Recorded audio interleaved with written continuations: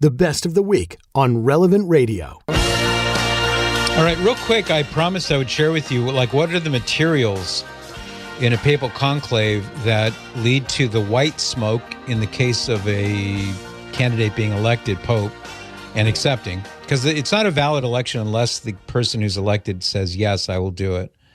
You can imagine some people saying, I'm not so sure I want to do this. But when it is accepted, then that vote is indicated with white smoke coming up from the chimney above the Sistine Chapel. And then the black smoke or dark smoke would mean that no pope was elected. So you're going to see the white smoke once and several times, maybe many times, depending upon the particular conclave, you'll see the black smoke. So here's what they do.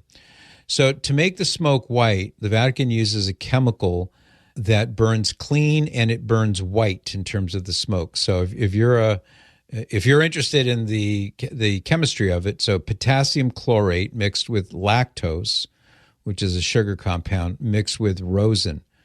Colophony, it's also known. It's a natural resin from pine trees.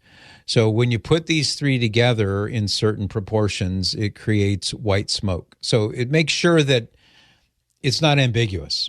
It's white, so they know that somebody had been elected. Black smoke, they do the same thing. They want to make sure that it's clearly black as best as possible. So potassium perchlorate mixed with anthracene, which is a polycyclic aromatic hydrocarbon. Cyrus knew that. If someone stopped you on the street, Cyrus, and said, Cyrus, what is anthracene? You would say?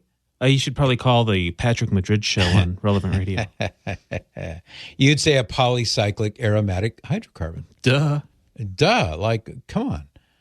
And then sulfur is added to it. So the combination creates dark smoke. So when the time comes and we're looking at the chimney, that's what's going on. Now, before these chemical compounds were known of and used, it was really the black smoke was created by burning wet straw. And the ballots are what are really being burned. So every time there's a ballot, they gather up all the ballots. They run a needle and thread through them to make sure that there aren't extra ballots counted or left out or something. They count them all very carefully. They burn those with wet straw. It produces black smoke, typically. And then the white smoke would be where they burn the ballots, but there's no wet straw in there to make the smoke gray or black.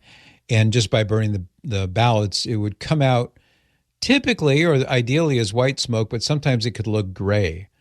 So that's why, because of that question, beginning in conclaves, this actually began in 2005, began when they started using these chemical compounds. FYI.